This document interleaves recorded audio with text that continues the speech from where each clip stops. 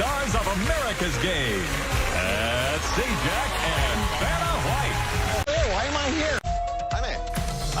What's your claim to fame? Yeah, that's it. And playing for Girls Who Code. You're playing for Toys for Tots. It's important. And you got other stuff going on. She started, Pat. Yeah. I'm playing for Oceana, which is the biggest.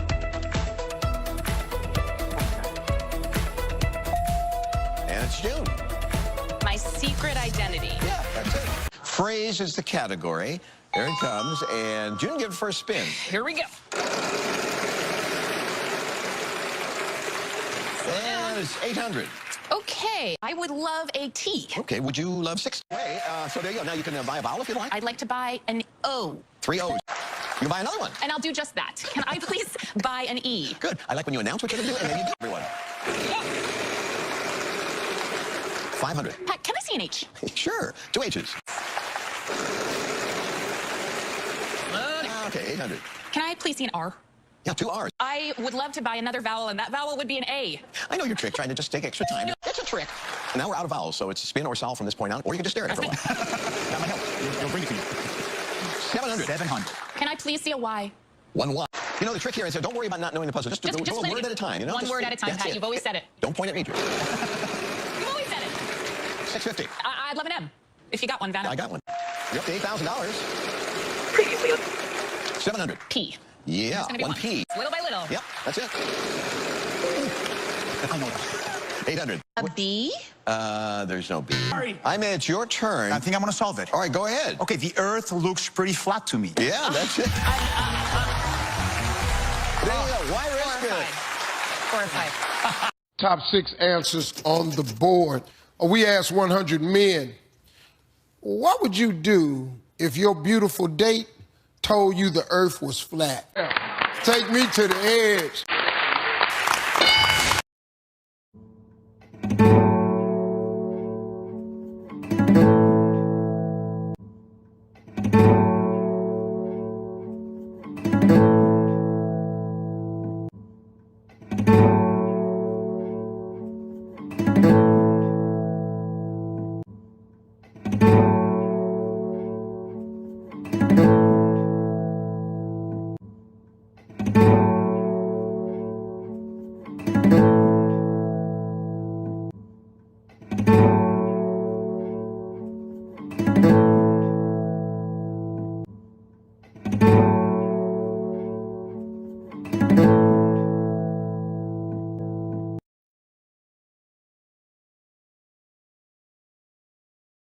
Never be late in rockets, don't work in space, it's all fake. The show is on Mars, it's a joke, but you're too far gone.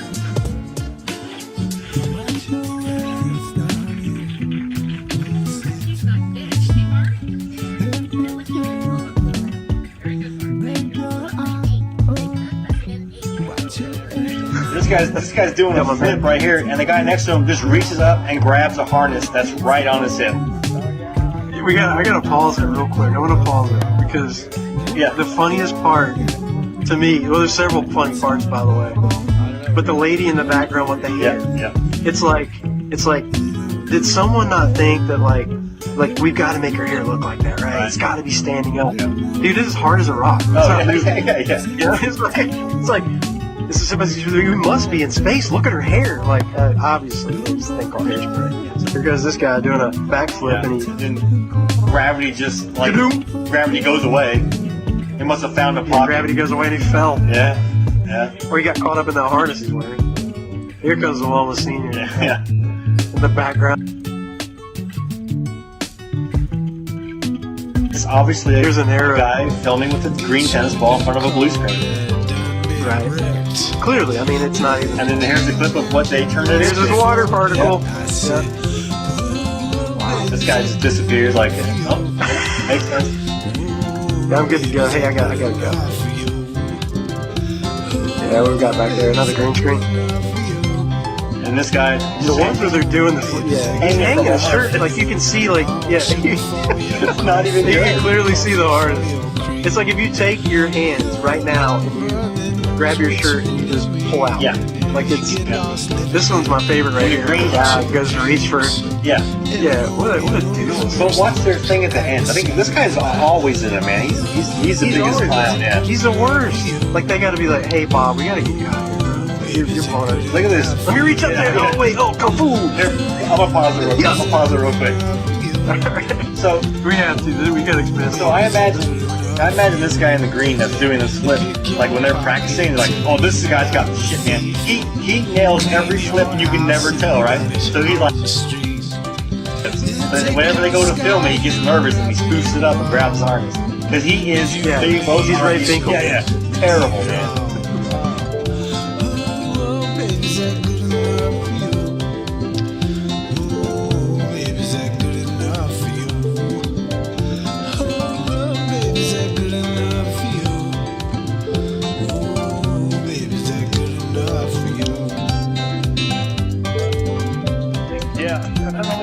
What's up, man? Can you sideline hashtag bubbles in space?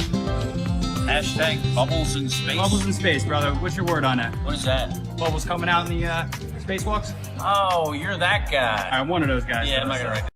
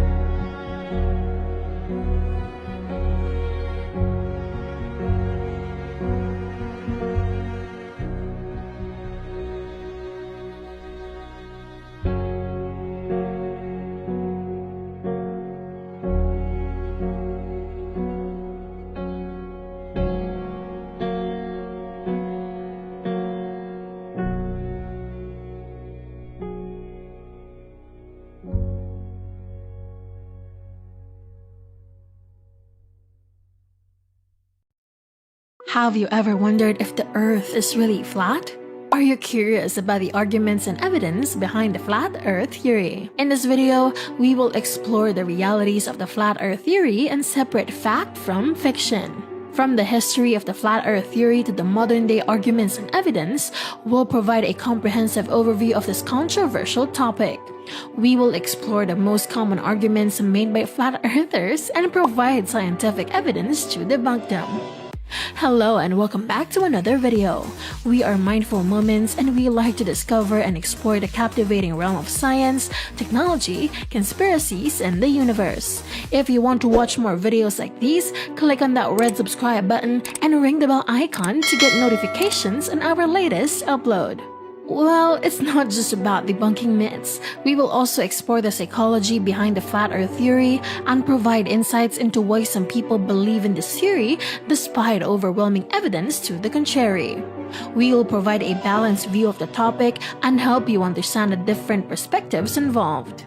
Whether you are a skeptic or a believer, this video is a must-watch for anyone interested in the flat earth theory. So join us as we go beyond the horizon and unveil the realities of this controversial topic. In a world of awe-inspiring scientific advancements and space exploration, there exists a curious group of individuals who dare to challenge one of the most fundamental aspects of our understanding of the Earth, the shape of our planet. Enter the realm of the flat earth theory, a fascinating and polarizing belief that posits the Earth is not a sphere, but rather a flat, disc-like surface. While mainstream science overwhelmingly supports the spherical Earth model, the proponents of flat Earth theory continue to question the status quo, offering an intriguing glimpse into the human desire to question and explore our world. In this informal essay, we will delve into the origins, key beliefs, and the scientific refutations of the flat Earth theory. Believe it or not, the idea of a flat Earth is not a recent concept. Ancient civilizations, including the Babylonians, Egyptians, and Greeks, held flat Earth cosmologies. For centuries, the flat Earth belief persisted until scientific discoveries and circumnavigation expeditions presented overwhelming evidence for a spherical Earth. In the modern era, the flat Earth theory experienced a resurgence, buoyed by the internet and the spread of unconventional ideas. Today, passionate proponents of the theory challenge mainstream science, sparking intriguing debates in cyberspace and beyond. The flat Earth theory challenges the widely accepted spherical Earth model by making several claims. According to flat earthers, the Earth is a flat, disc-shaped plane, with the North Pole at the center and the Antarctic ice wall encircling the edges. Gravity as we know it is questioned, with flat earthers proposing that the Earth accelerates upward, creating the illusion of a gravitational force. Moreover, they argue that the horizon is always at eye level and does not curve, as it should on a spherical Earth. Additionally, some flat earthers reject space exploration, believing it to be a grand conspiracy to maintain the spherical Earth narrative. Despite the fervor surrounding the flat Earth theory, the scientific community overwhelmingly supports the spherical Earth model, which is corroborated by a wealth of evidence. For instance, satellite imagery, space missions, and observations from space stations provide undeniable proof of a spherical Earth. Moreover, the phenomenon of gravity is supported by countless experiments and observations, aligning with the laws of physics.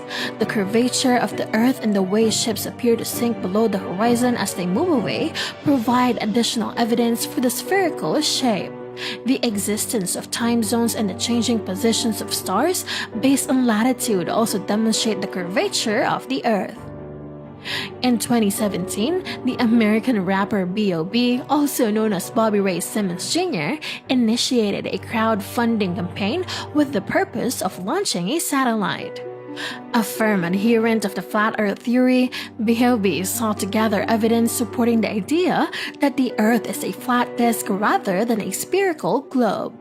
His ambitious goal was to raise $200,000 initially, but later revised to $1 million through the GoFundMe platform. He aimed to deploy one or more spacecraft into space to help him uncover the supposed curve, a term used by flat earthers to describe the edge of the disc-shaped planet.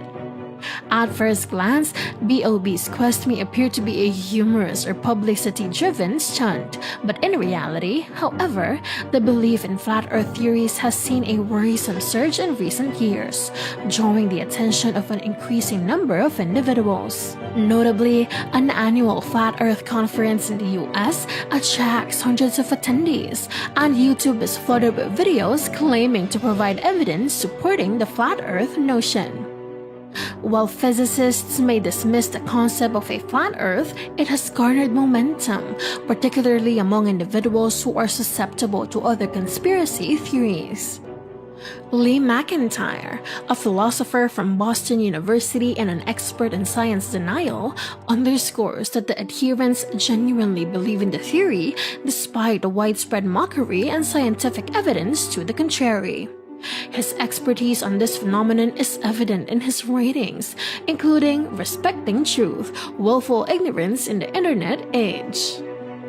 The International Flat Earth Research Society, founded in 1956 by Samuel Shenton, was initially seen as a quirky symbol of British eccentricity. However, in the early 2000s, with the rise of the internet as a platform for unconventional beliefs, the idea gained momentum, particularly in the US. Online forums sparked discussions, leading to the revival of the Flat Earth Society in October 2009. And the establishment of an annual Flat Earth Conference.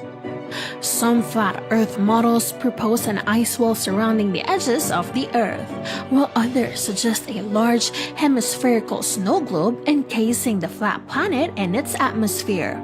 Flat Earthers believe the sun moves in circles around the North Pole, acting like a spotlight to create night and day.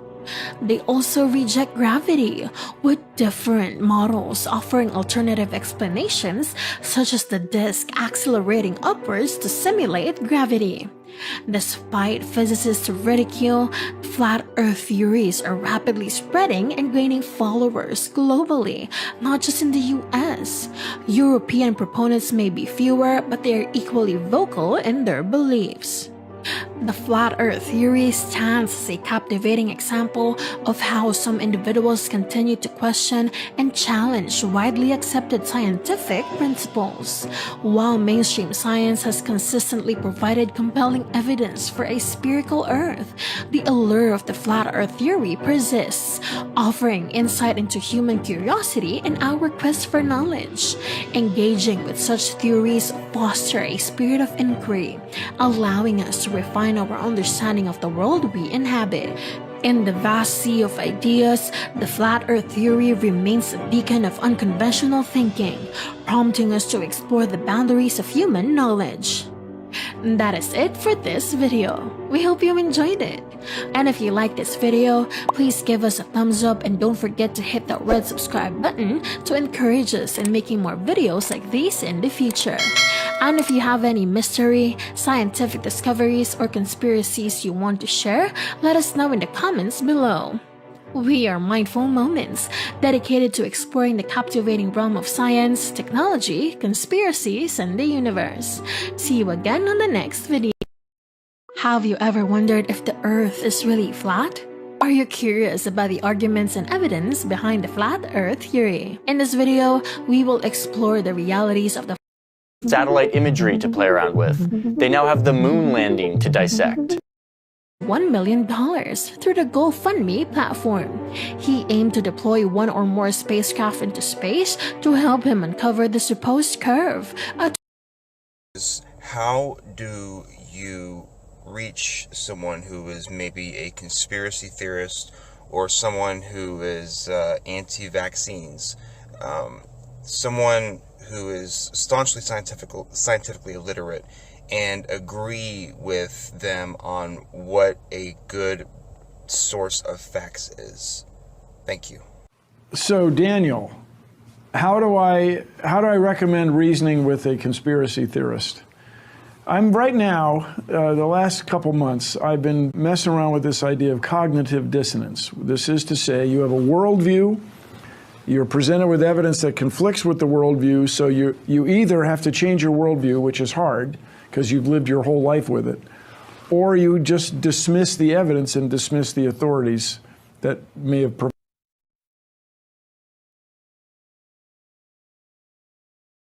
So you dismiss the evidence.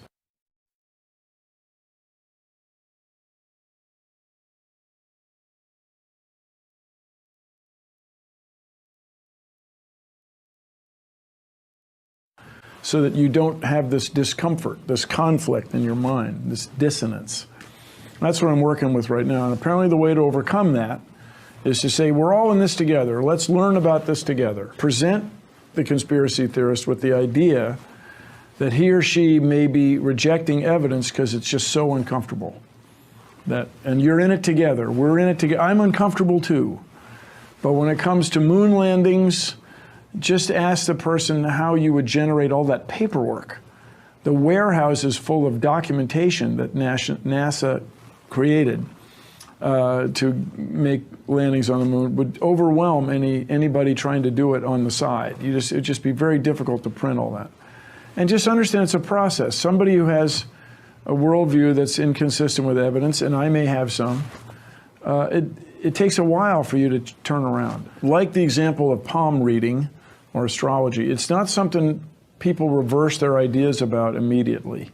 It takes, in my experience, it takes about 2 years for somebody to sort of look at palm reading, look at cold reading or a tarot card reading for a while, and then realize that these tarot card readers, palm readers, are just taking information that you've given them, the client's given them, and feeding it back to you. It takes a long time. In the same way, people who are anti-vaccine, I think, have just lost sight of the history. Vaccines, you know, part of the reason I'm able to be here talking with you is my grandparents did not die in 1918 during the Spanish flu, when it is estimated 50 million people died. Twice as many people as were killed in combat in World War I died of this disease. If you go to old cemeteries, you can see these tombstones of very young people died of the flu. So people have just lost sight of history, and we all tend to go, well, look at the facts. Look at the facts. Now, if you put a hot dog in a flashlight, nothing happened. Hello, my name is Buzz Aldrin.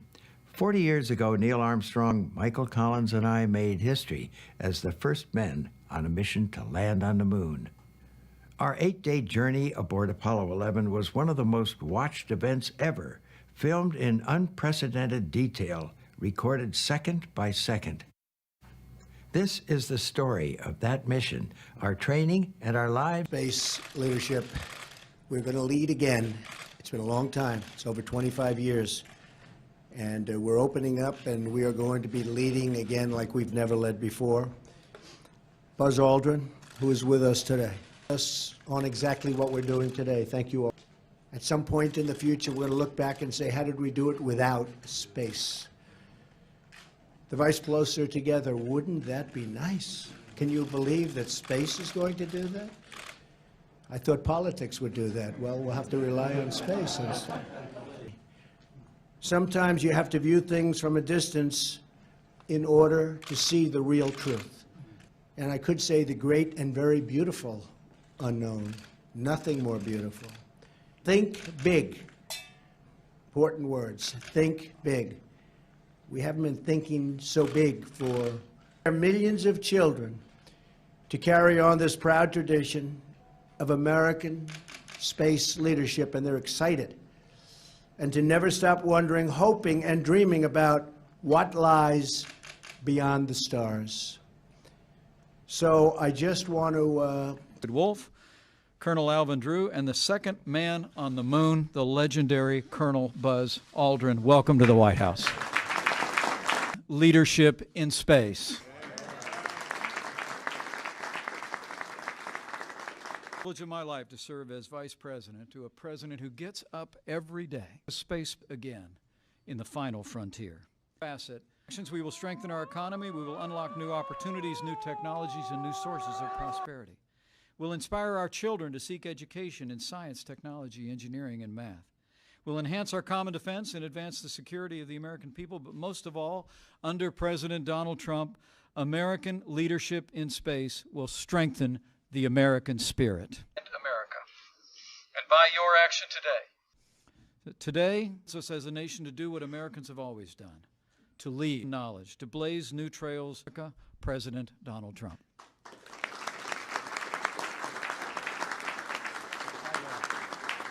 In space exploration. At some point in the future, we're going to look back and say, how did we do it without space? The Vice President will serve as the hoping and dreaming about what lies beyond the stars.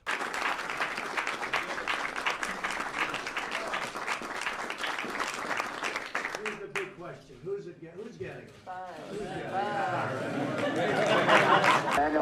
We started the powered descent upside down with the engines and a landing gear going like this so we could look down.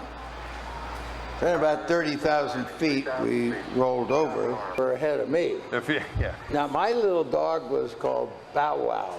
Bow Wow? Not. Did you take your dog to space with you? Or Well, I just did some very simple tasks. But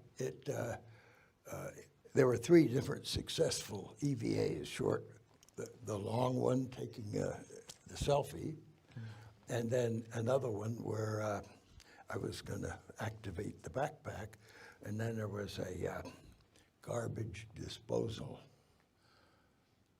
EVA.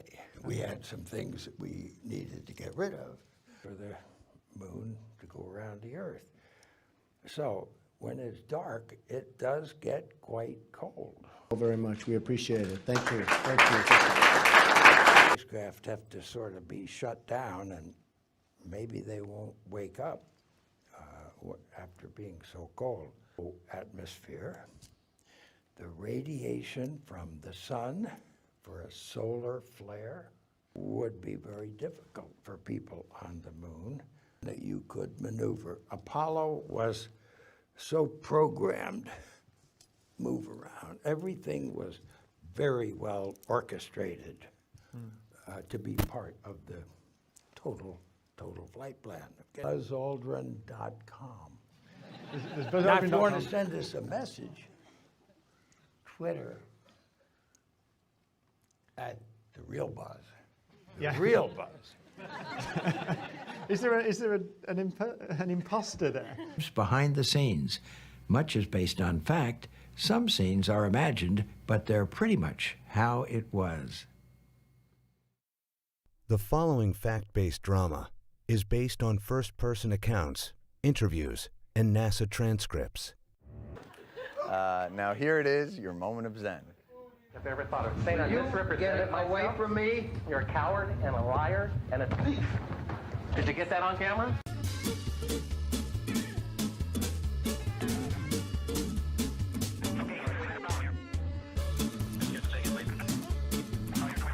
Well, a funny thing happened on the way to the moon. That's the title of a video that I watched on YouTube. You can see astronauts hanging from wires, proving that astronauts are natural liars. They analyze photos and highlight mistakes with the moon landing missions. They show it was fake. You can see them faking the photos of Earth. They use a round window to fake the curves.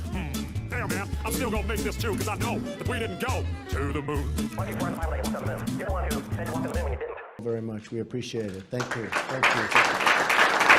And how about those moon rocks they gave to museums? And thousands of people did see them. But one museum took a closer look. They soon realized that something's afoot. The rock they were given turned out to be a fake. Just a piece of old wood, not a rock from space. Yeah, when God made the moon, he saw it was good. But apparently he made it from petrified wood. Yeah, that's suspicious. Listen up.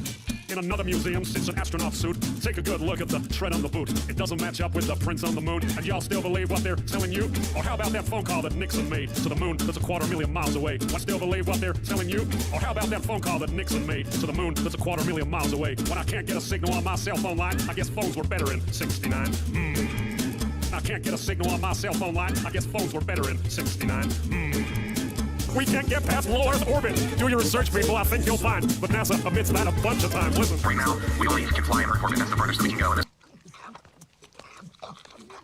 Astronauts to the moon. To the moon. To the moon. To the moon. She just said a terrible thing.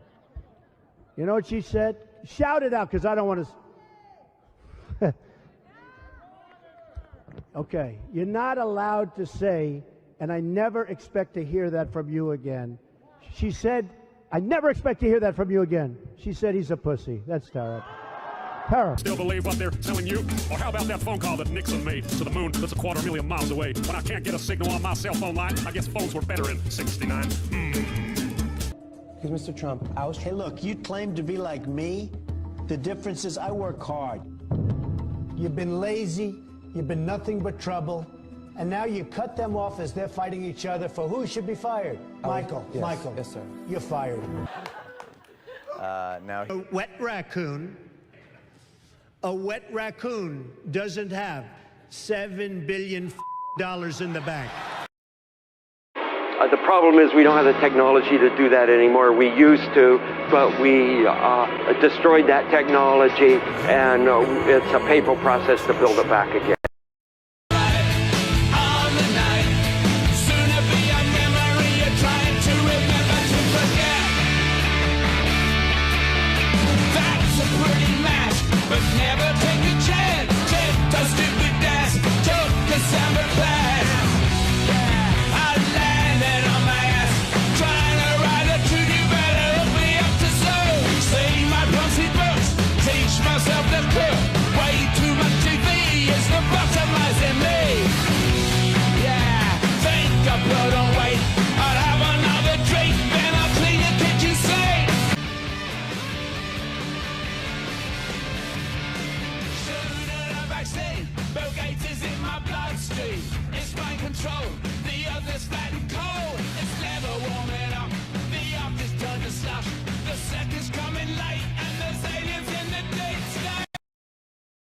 But I discovered that the people who love are what we need if we get up above it all. And that's that, unless the world is flat. Silver and bright orange yellow.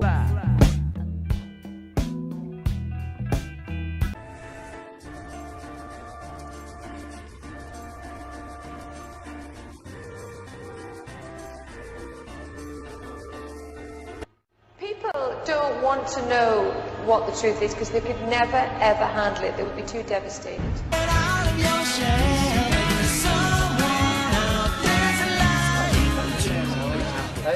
Imagine space. I used to have a portable telly flat in an indoor area, but it went on the blink a few months.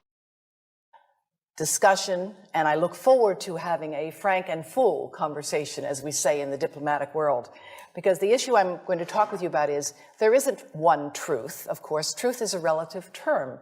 At one point, the truth was the world was flat. When we talk about truth in science, of course, it's always relative. But there are now more than 6 billion... Not good. There's a mathematician, a different kind of mathematician, and a statistician. Make it stop! No, not another boring space launch. Change the channel! Change the channel! I can't! It's a lovely day for a launch. Of this flat. Of this flat. Of this flat. Of this flat. What of you?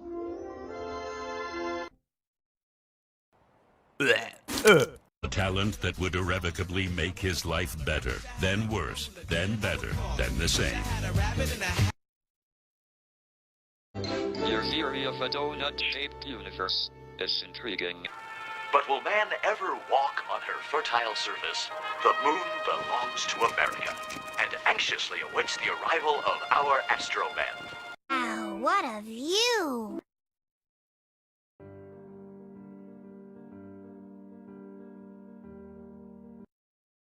The pitcher, steroid Santa Claus, kicks and deals.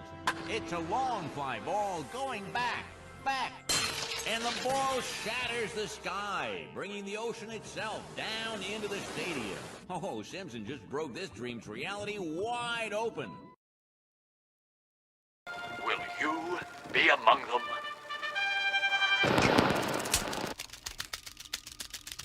Miss Hoover, the movie's over. Where's Miss Hoover?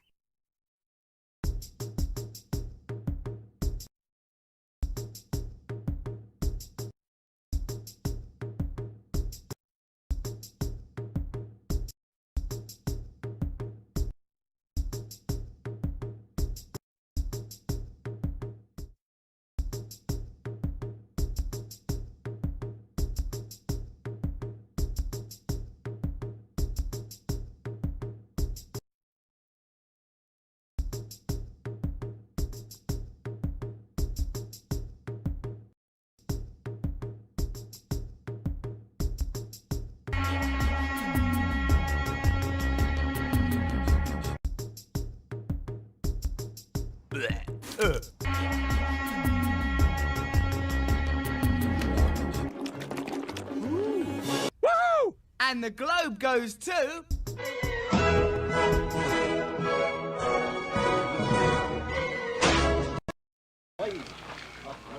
We did not speak about the thing I came to talk about. We make him welcome.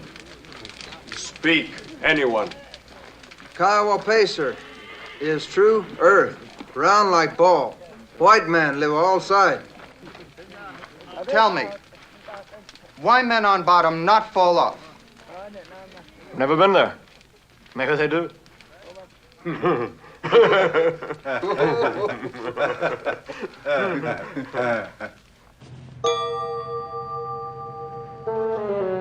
Died a long time ago. Try it. No. When everyone thought the world was flat, never got discouraged, we never had a doubt, 'cause sooner or later, maybe I can get a date with Lillian Russell. Pan Alley, a lad on his pan, they'll see that we've got class with a capital K. Look out, Broadway. Look out.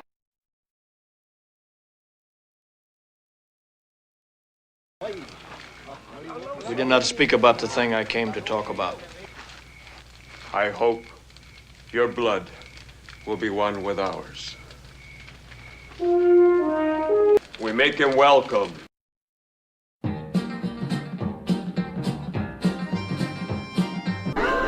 Whoa! You made the international sign of the donut.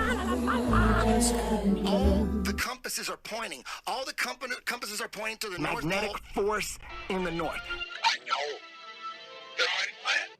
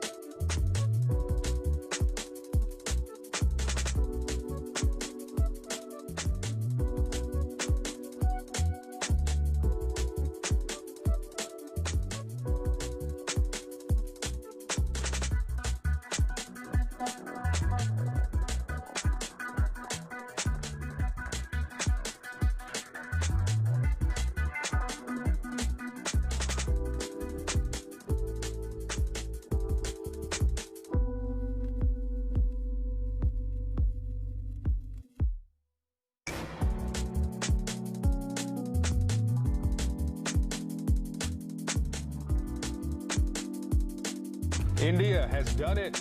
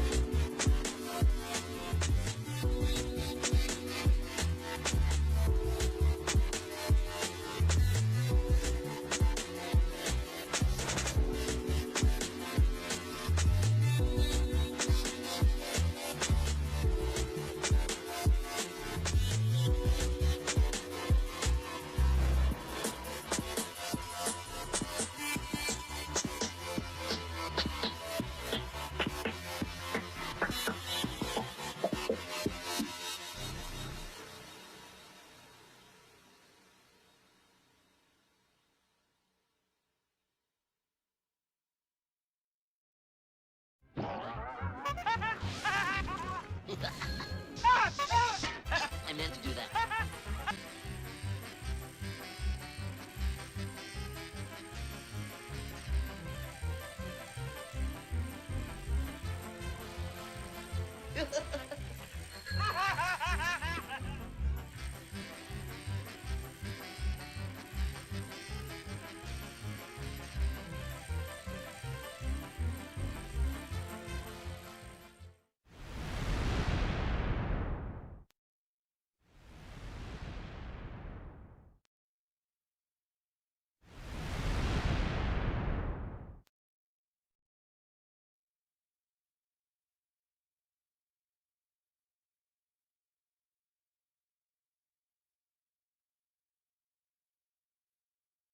And that was my first orchestral score. I had been playing in a rock band called Oingo Boingo, and previously with a musical theatrical troupe for many years called the Mystic Knights of the Oingo Boingo, although it bore no resemblance. So we'll call those the... And that was my first orchestral score. I had been playing in a rock band called Oingo Boingo, and previously with a musical theatrical troupe for many years called the Mystic Knights of the Oingo Boingo, although it bore no resemblance. So we'll call those the Mystic Knights, but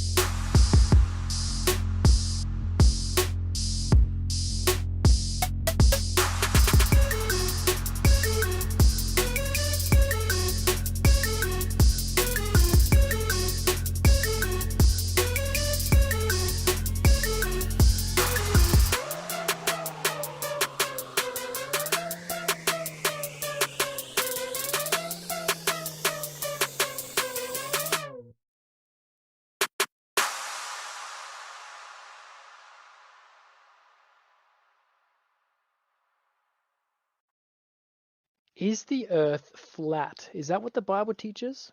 Now, some people are bringing up this word firmament, which is mentioned in the King James translation in Genesis chapter 1, verse 6. They think what is above are the clouds. Remember how it rains? That's water. The clouds are made of water. The water below is the sea.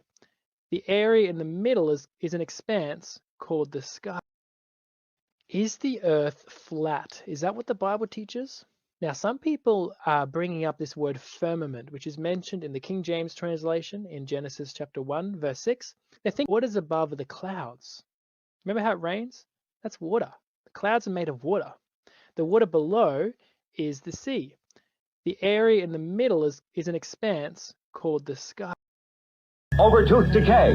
Procter & Gamble announces Crest toothpaste with Floristan, its exclusive fluoride compound, world's greatest weapon against decay. Look, Mom, no cavities. Former employees of Occidental Chemical Corporation have filed a lawsuit against the company. They say they have life-threatening diseases like leukemia, emphysema, and toxic brain syndrome. For years, doctors struggled to diagnose them, but finally they found a common link. It was fluoride.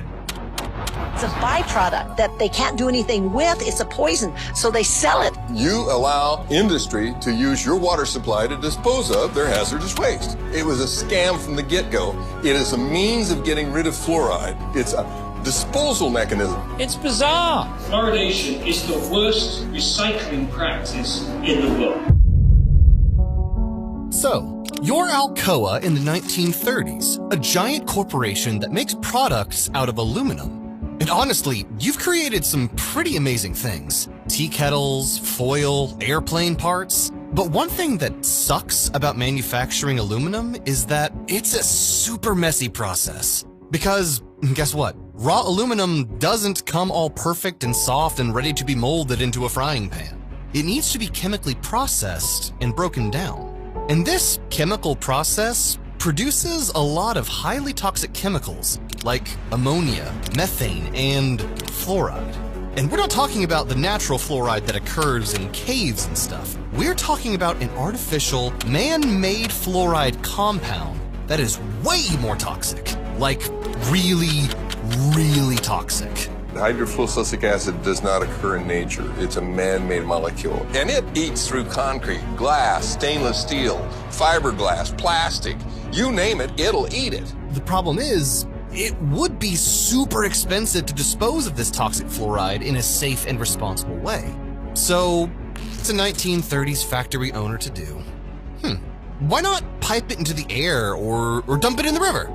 I mean, come on, it's the 1930s. This is the dawn of the industrial age. No one cares that factories are dumping toxic chemicals into the river. No one even knows what the long-term effects of these industrial waste chemicals are. They're too busy making up for prohibition or whatever people did in the 30s. So as the years went by, you continued to flood the rivers with this fluoride waste. And everything was going fine and dandy for decades. Until things started to go south. See, you've been dumping fluoride into the air and water for over 30 years now, and people were starting to notice. Alcoa factory workers were showing symptoms of poisoning from the fluoride gases. Cows from nearby farms were getting really weak. They couldn't even stand on their own anymore. And local dentists were starting to notice strange brown stains and chipping on the teeth of children who live nearby. Fluoride is starting to get... being used by the public, there's no effect on that at all. So why are we putting that in the water? The United States, Canada, history of fluoride. If it's such a simple issue, how is it that it's still going on after half a century? Fluoride is safe and effective, and it's one of the most inexpensive ways to really cut down on dental decay. Fluoridation of community water is extremely safe and extremely effective in preventing tooth decay. Science is on the side of fluoride being safe and effective. There is no controversy about this in the scientific community.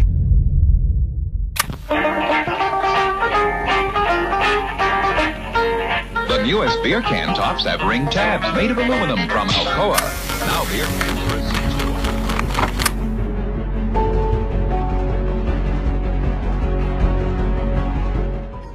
All of the music and sound effects you hear in this video came from Epidemic Sound. Epidemic Sound is this incredible, royalty-free music and sound effects platform where you can download unlimited music and sound effects for your videos. They've got over 35,000 tracks and 90,000 sound effects for you to choose from. And they're the only place we get music from. And finding the perfect song for your content is super easy. You can filter by specific genres like cartoon music or crime scene music, or even pop music from the 2000s. You can get that specific. And it's the same thing with sound effects too. Music and sound effects are the easiest way to make your videos feel way more high quality. And Epidemic Sound has the best selection. Pause the video and try it out now with the link in the video description. That's Epidemic Sound with the link below.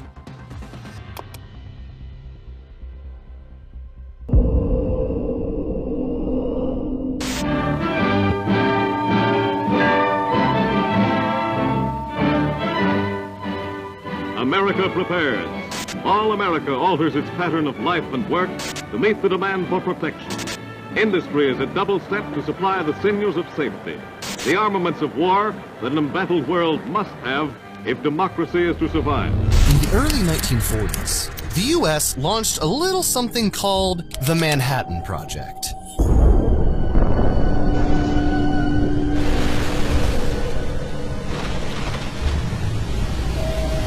But to make an atomic bomb, the US would need uranium and fluoride. But not just a little bit of fluoride. We're talking tons of fluoride. Hundreds of tons, actually. Luckily, the US knew just the affordable place to get all this fluoride from. American manufacturing factories like yours. As the head of Alcoa, you're all in, obviously. So you sign on the dotted line, turn your engines to max, and start producing as much fluoride as you possibly can.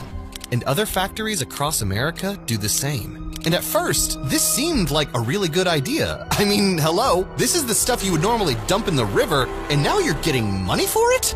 Plus, Uncle Sam needs us. America needs us. We're being patriots. But shortly into your war effort, things start to go downhill. The toxic gases from all this fluoride production was making your factory workers sick, sometimes even killing them. Chemical burns were showing up all over their bodies, including their eyes, throats, and esophagus. Fair-skinned men were leaving the factory with burnt red faces, which is why you made sure to only employ African Americans inside. Constant gas leaks and explosions would literally burn workers to death. One woman named Gloria Porter said that she saw a man get, quote, eaten alive, end quote, when a tank of hydrogen fluoride gas exploded in a factory in Cleveland. Another man reported that the fluoride dust would land on cars outside and dissolve the paint on contact. And even though they were working with highly toxic chemicals, all you gave these factory workers for safety equipment was a rag to put over their mouths. You gotta love the industrial age. Between June 1945 and October 1946, 477 factory workers were either injured or died from chemical-related accidents in these fluoride factories. And word was getting out. These factory workers lost their lives because of the poor working conditions you set up. Their families could sue you. In fact, they're probably talking to lawyers as we speak. And if they do sue you, your whole business and your life's work could go down the toilet. But luckily, there's one convenient benefit to fluoride that you can use to turn all this fluoride panic around.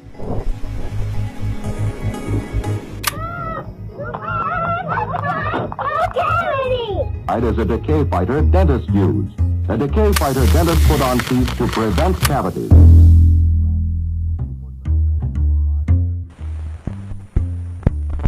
There's no such thing. Preventive medicine for teeth? For fewer cavities? Can't be done. It has. Now Gleam's done it. New Gleam's put preventive medicine in a toothpaste for fewer cavities. What preventive medicine? It's stannous fluoride plus stannous pyrophosphate. Gleam tastes great. No toothpaste fights cavities better. Preventive medicine for fewer cavities in New Gleam. I said it could be done. Back in 1901, a scientist named Frederick McKay started noticing a strange brown staining on his patient's teeth. This brown staining came out of nowhere and was only happening in his town. No other towns in the area had it, and this was pretty weird. So Frederick did some investigating and discovered that the tap water in his Colorado town had absurdly high levels of fluoride in it. I wonder how that happened.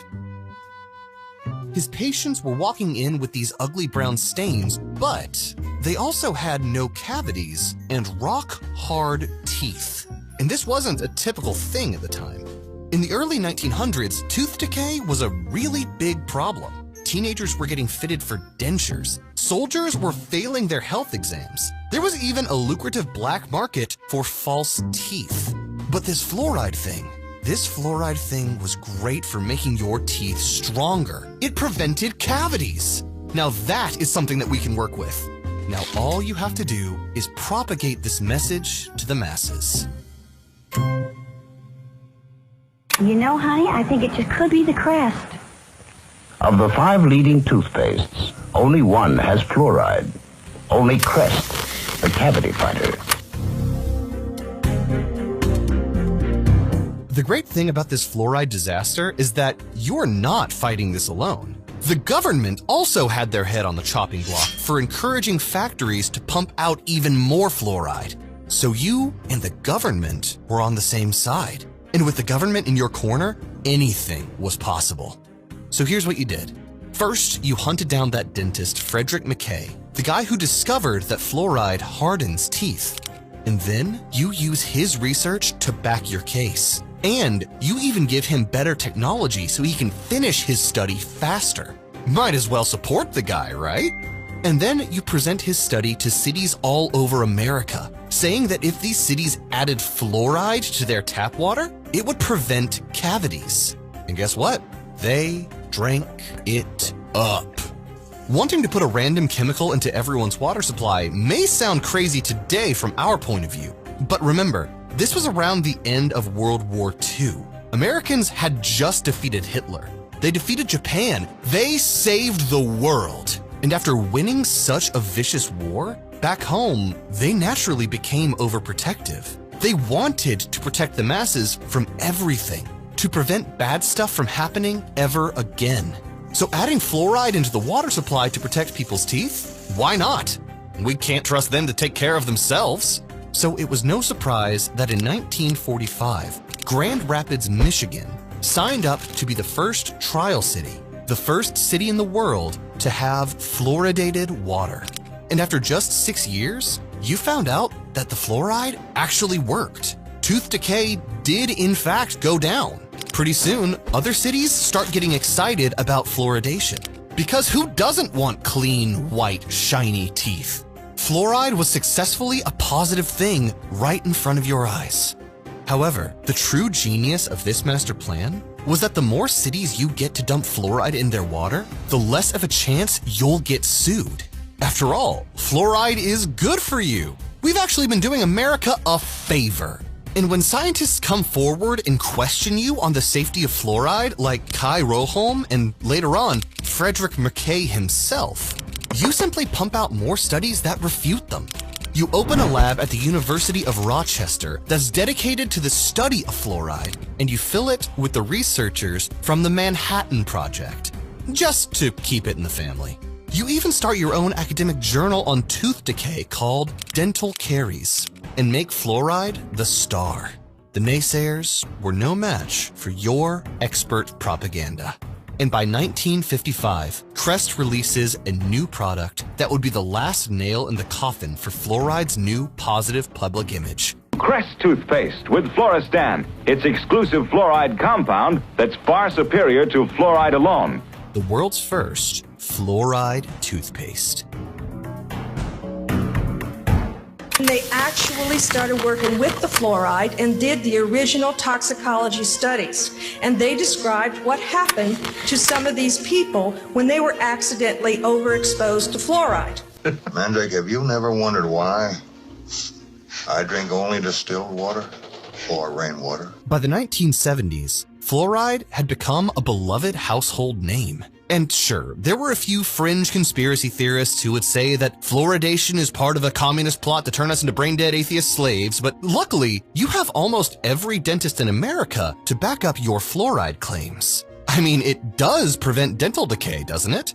And do we really want to go back to wearing dentures made from donkey teeth?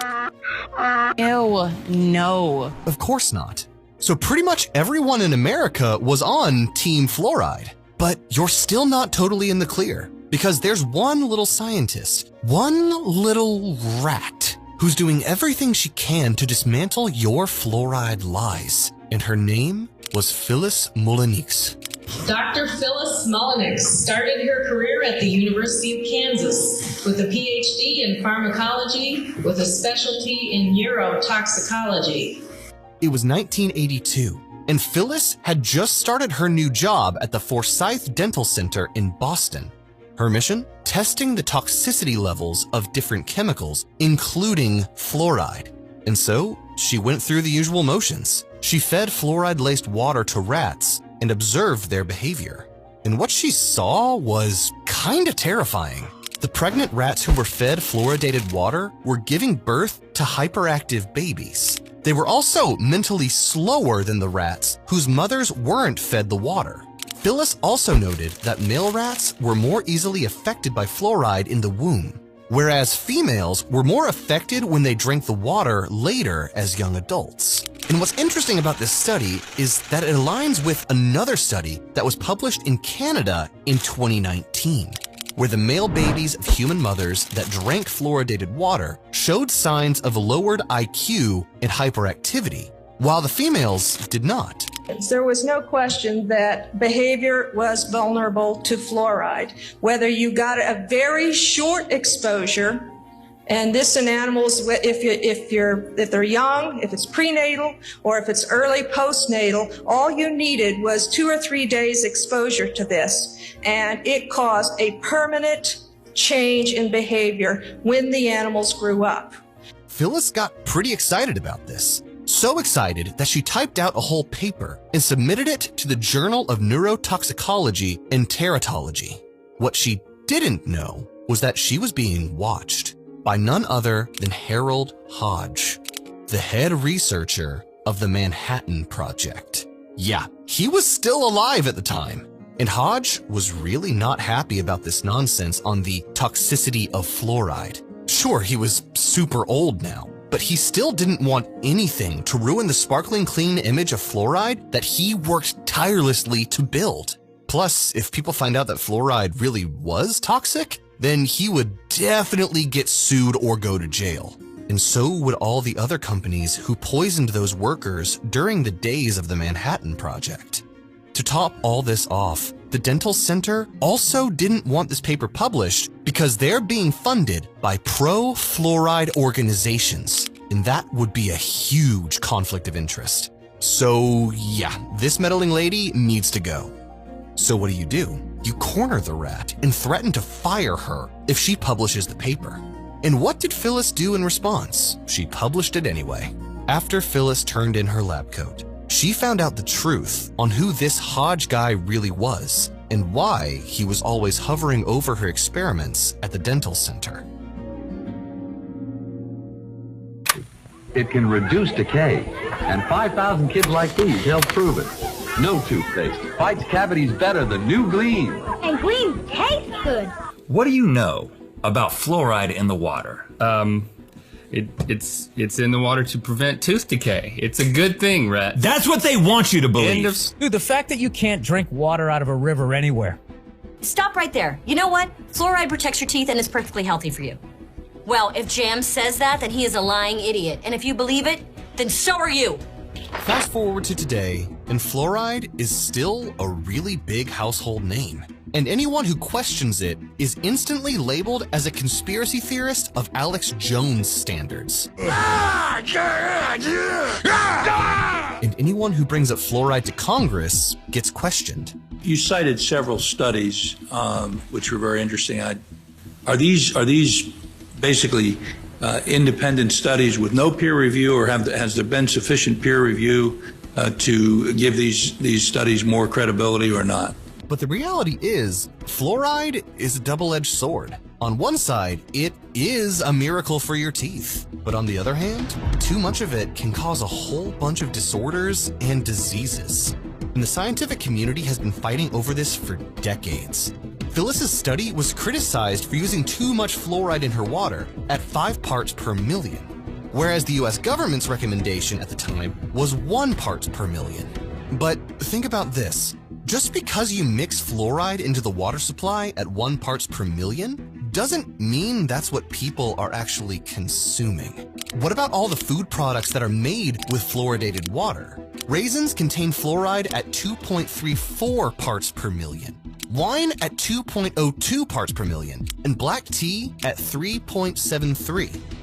Is that when I drank a Coke, when I drank Snapple tea, when I drank grape juice, that I was really adding to my body burden of fluoride with all these others. The American people, and especially our children, are getting way too much fluoride.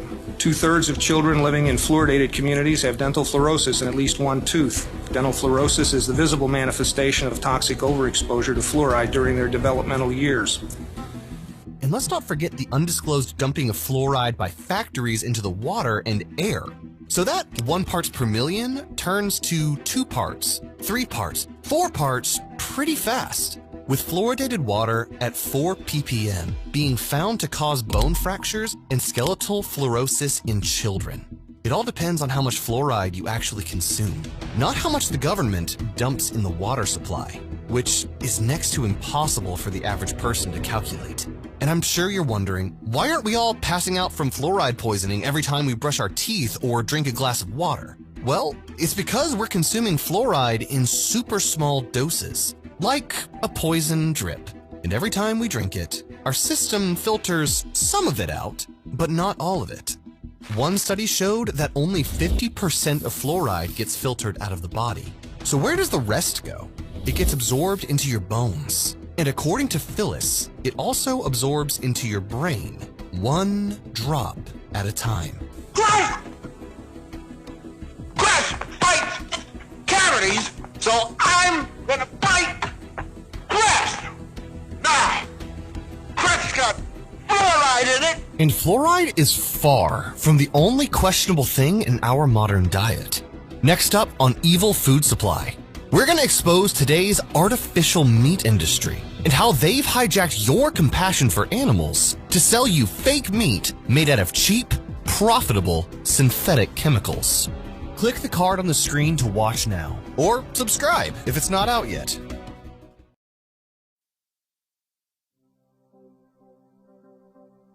It began with a most intriguing invitation. An invitation that requested my presence in Tokyo, Cairo, Paris, New York, and Rio de Janeiro.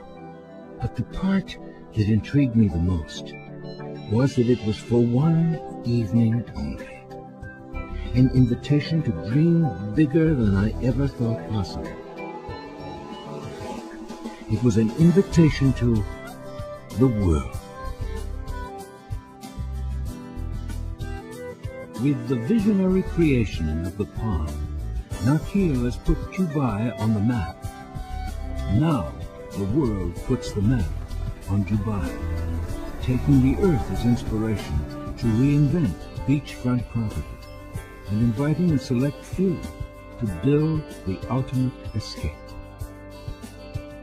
Create your dream home and customize the way you live with beautifully designed interiors that reflect your individual style. Architect your surroundings from the serenity of Japanese-inspired gardens to the lushness of the tropics. Choose your island. Choose your opportunity. The world is as diverse as Earth itself, offering a variety of island sizes. Build anything you desire, from single estate homes to multi-family compounds, to resorts with exotic themes, 9 to 18-hole luxury golf courses, a European castle-inspired hotel worthy of a king, eco-challenge courses for individuals or corporations, a water sports destination in the Arabian Gulf, an island that captures the mysteries of the Caribbean, where families can hunt for lost treasure,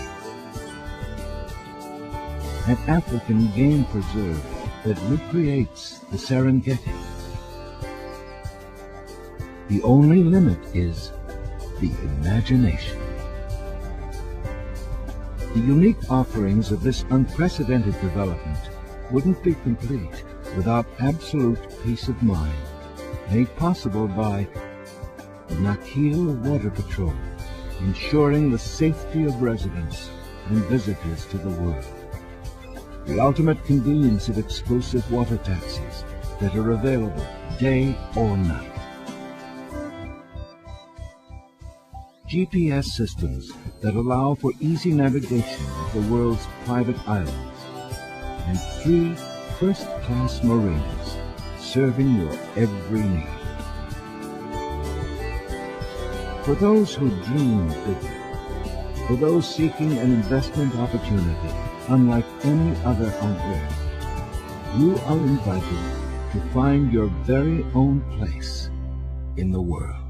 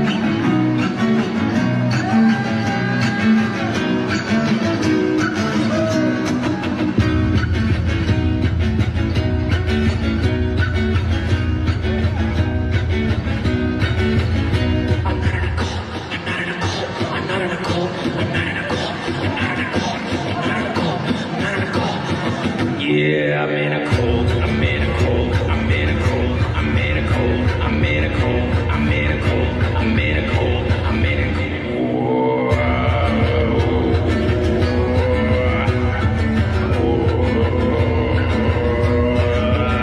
I'm at the Grove, Bohemian. I drink the juice, the chocolate milk, the holy cow. I wear the sneaks, tip of the beat. I'm a 33. If you don't like what we tell you to believe in, we'll kill you. I'm going like a dirt bike goes. Third eye rainbow swastika in my pine cone like a dirt bike goes. Third eye rainbow swastika in my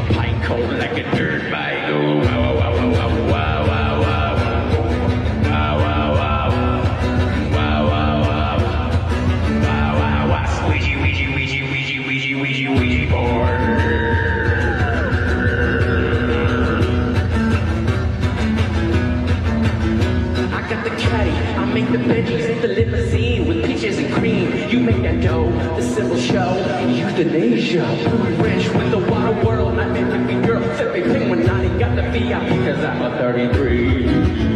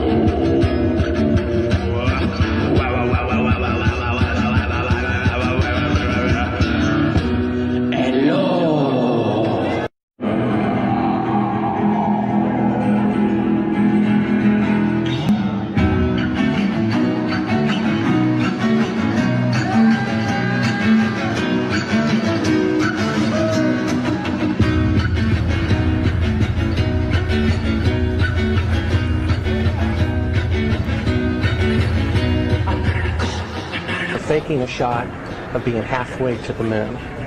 And they refer to you on the tape as a shot that was done during Apollo 10, where you put a transparency over the window and moved the camera of the Earth and moved the camera back away from the window.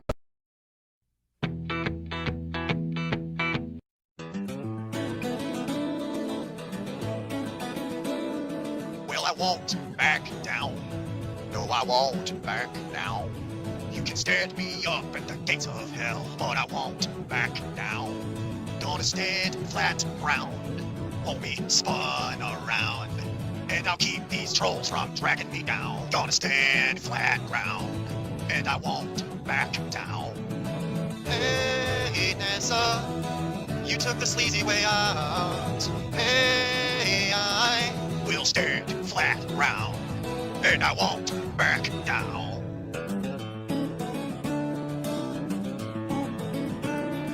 Well, I know flat's right, and the globe's a lie.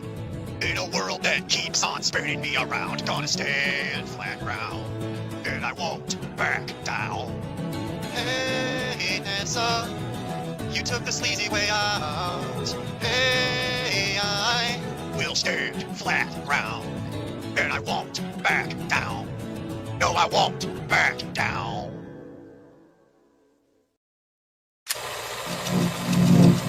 If you were able to look through the perspective of a person who thinks the world is flat, you would see this. The North Pole is right here in the center, the continents splayed out over this plain, and here on the edges you'd run into a 150-foot wall of ice, guarded by NASA employees with guns.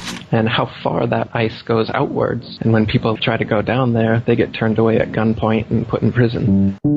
The heavens are a dome that arcs over the flat Earth. The sun, the moon, the stars, they're all just little balls of light in the sky that move around just above the Earth's surface. There are loads of people who actually believe this. YouTube channels and Facebook pages, you'll see hundreds of thousands of followers. Google searches for the term flat Earth proof over time look like this. It's become incredibly popular. And recently a poll showed that only 84% of Americans agree with the statement, "I have always believed the world is round." 84%. And if you're 18 to 24, that's more like 66%, which is like dangerously close to half. What is going on here? Now the North Pole is the center of a deep ocean, whereas the South Pole is the center of a high plateau which averages 7,000 or 8,000 feet in altitude. This is frustrating, and what's even more frustrating is every time I try to look into this and understand it, all I see is coverage of like flat earther conventions and like interviews with these people. We absolutely know for a fact this ain't it. These interviews are interesting, but I want to understand like how someone with a thinking brain can actually get behind this. What is this actual belief? Where does it come from? And how do potentially millions of people believe that the earth is flat? The water is completely flat as far as we can see and as far as we've measured. And the horizon is completely flat. I'm in Mexico now. I've been sitting on the beach reading everything there is to read about the history of people who believe the earth is flat. And there's one thing that I just had to try for myself. This is a simple experiment that anybody can conduct to determine definitely that the earth is flat. Grab a spirit level and take it on the plane with you. 117. Found this hardware store, bought myself a level. Gracias, amigo. One of the stranger things I've ever done. And I'm bringing it with me on the airplane. I'm gonna do some of this empirical science myself. If you are to fly on a non-rotating Earth, please explain what kind of experience will a pilot really have? The logic goes that if the Earth is round and I'm flying thousands of miles, which I'm about to do, then the airplane will have to be tipped a little bit the whole time in order to make it around the curvature of the Earth. The plane should be constantly dipping its nose forward in order to compensate for the curvature. Show me some planes doing this. I would be able to see the tilt of the airplane if I put my newly purchased level on the tray table in front of me. I'm going to take my spirit level onto the plane. If my tool shows me that the plane is totally level, that's proof that the Earth is flat. Let's go see what happens.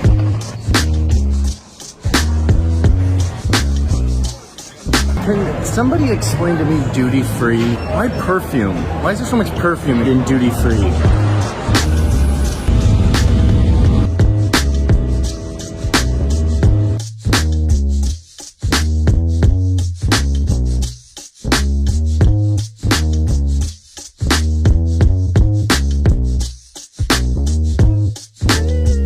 4 hours on an airplane, and I'm back. My little level experiment worked wonderfully. The bubble stayed nice and center. Turns out the plane was not dipping its nose in order to make it around the Earth. This is explained by the basics of gravity and physics. This video is not a debunk of flat Earth theory.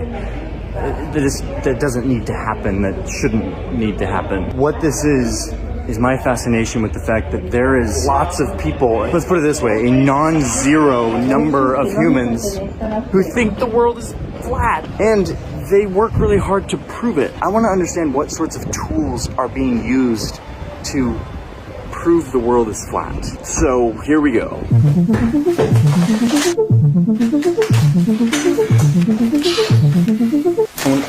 I wonder if I can get some really dramatic, like, conspiracy theory lighting going on here. I'm seeing all the evidence. What if the Earth actually is flat? The plane wasn't dipping. The level was flat.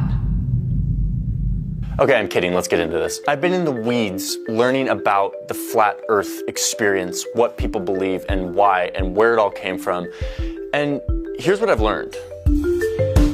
Number one, flat earthers have become a thing just in the past couple hundred years. So by like 205 BC, you've got these really smart Greek people making experiments that are like observing a globe-shaped Earth. Over the next several centuries, eventually this would just become the widespread thing among anyone who was doing experimentation on the world. And eventually, nobody believed the Earth was flat. Even in like the medieval times, like it was a consensus that the Earth was a globe. So in short, flat earthers weren't a thing during this time. Even though literally in elementary school, I was taught that Christopher Columbus and like his voyage was somehow to prove that the Earth was round or maybe it was flat and that there was like some debate around that. That's actually a total legend and I have no idea why I was taught that in elementary school. How did that happen? I actually am genuinely curious. Like, how did that happen? The fact is, Christopher Columbus, the Catholic Church, the Spanish patrons, no one thought the Earth was flat. But then, they became a thing. Any sort of flat earther movement didn't actually come around, ironically, until science was really starting to heat up.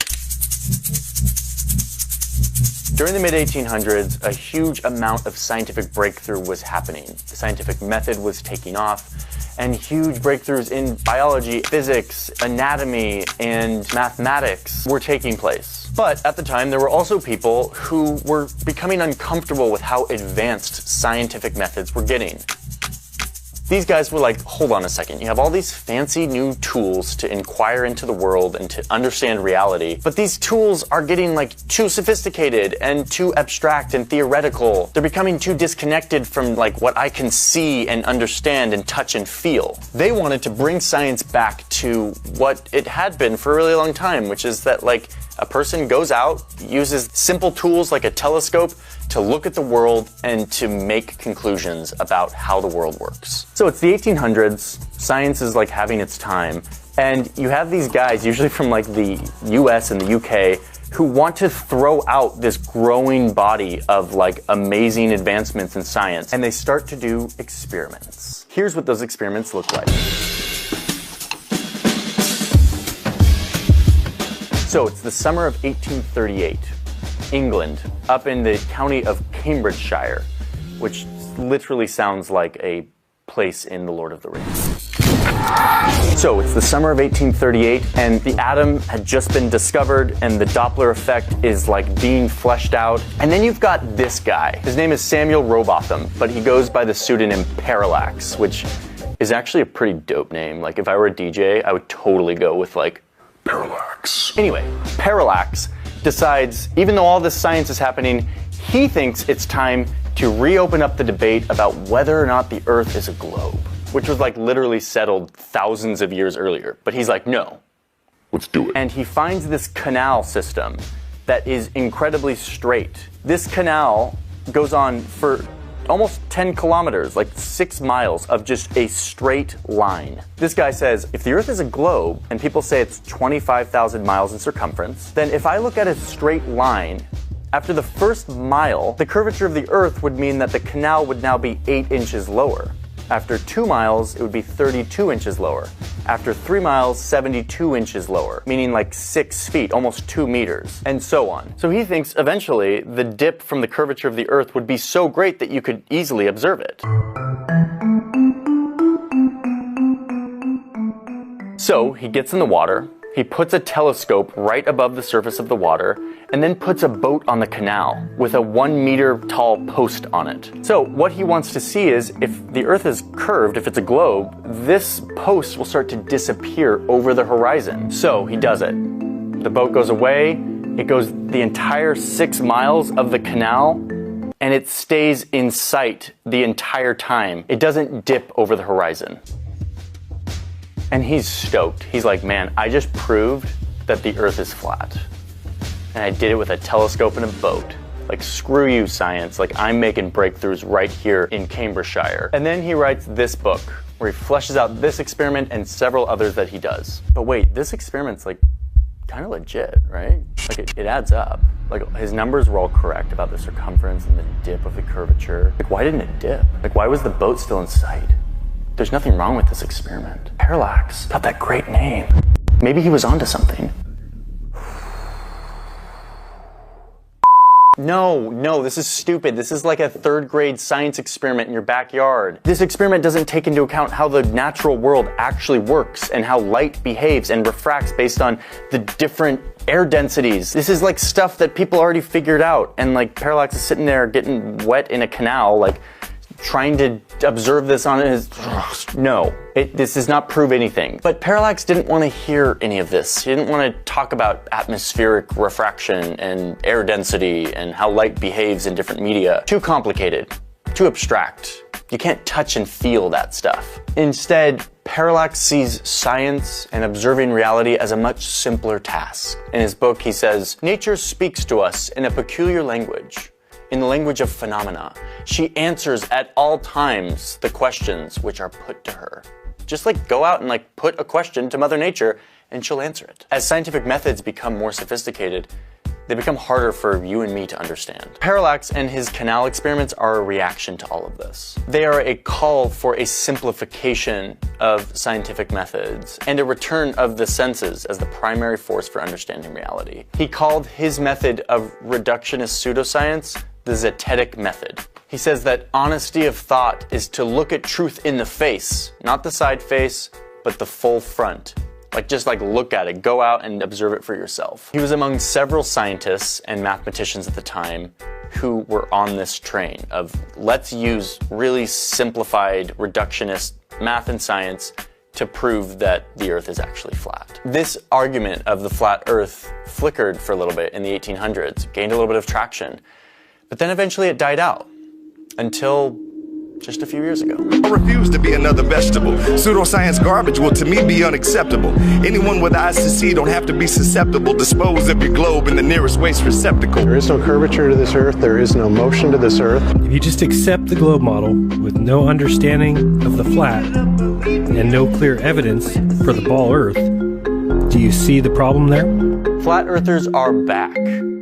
And their methods are very similar to what Parallax was doing in the 1800s. And this is data. This is repeatable, observable, measurable. If you take the time to learn, you will change your mind. There's no doubt. The only reason people think they live on a spinning ball is willful ignorance. They're still zooming into horizons, but now they have hordes of visual stuff to play around with. They now have airplanes. They now have satellite imagery to play around with. They now have the moon landing to dissect. And now they're taking levels onto airplanes, like I did. Your plane can't go upside down. Here's the thing, globe hugger. Like the flat earthers in the 1800s, the flat earthers today want to use their own intuition and senses to understand reality. And in the process, they reject and ignore the huge body of science that we all live with today. So people that have physics degrees, astronomy degrees, they got their degree by regurgitating what their teacher or the books told them. Instead of trigonometry and telescopes and canals, the flat earthers today use videos and photos circulated on the internet. The azimuthal equidistant projection map that the USGS actually uses is the flat Earth map. Wait, did he just say azimuthal equidistant projection? That's like my favorite projection. Is that the flat Earth map? Don't f with me in projections. I take them very seriously.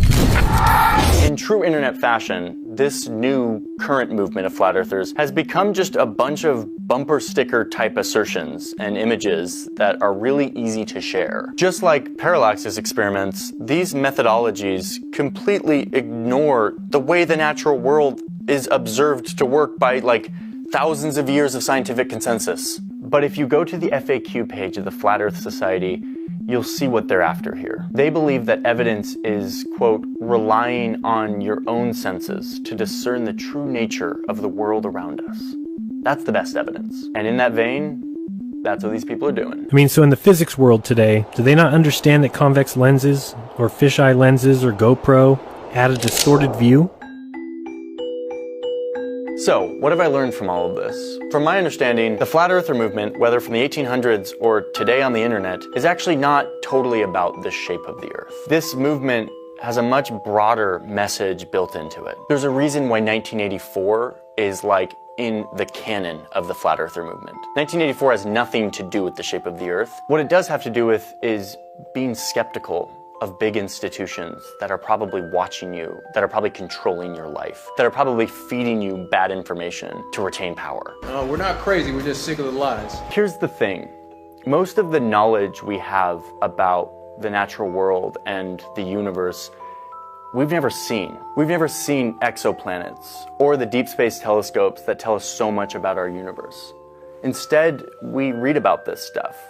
We benefit from its findings. We pay our taxes to fund more of it. Science is like a tall tower, and each individual researcher and institution adds a little brick to that tower, each brick resting on the one below it. No one person sees or understands all of the bricks. Instead, we have a system of debate, review, scrutiny that only allows the most accurate information to be added to the tower.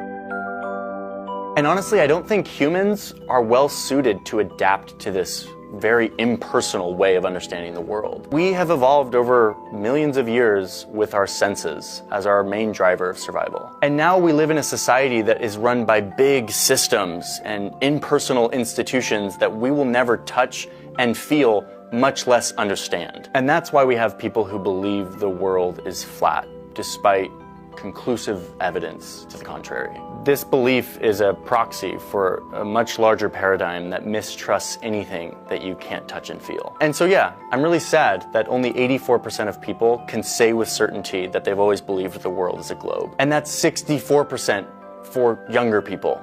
Only 64% of people. Like that just blows my mind, and it's incredibly sad. But despite this belief, this movement, these conventions, this total lunacy, science will continue to do its thing. It will continue to go out, observe the world with these amazing tools that we have, come back, debate it, and add to this tower of knowledge that helps us see the world as it really is. I want to thank Skillshare for sponsoring this video. Skillshare is this amazing giant repository of online tutorials where you can learn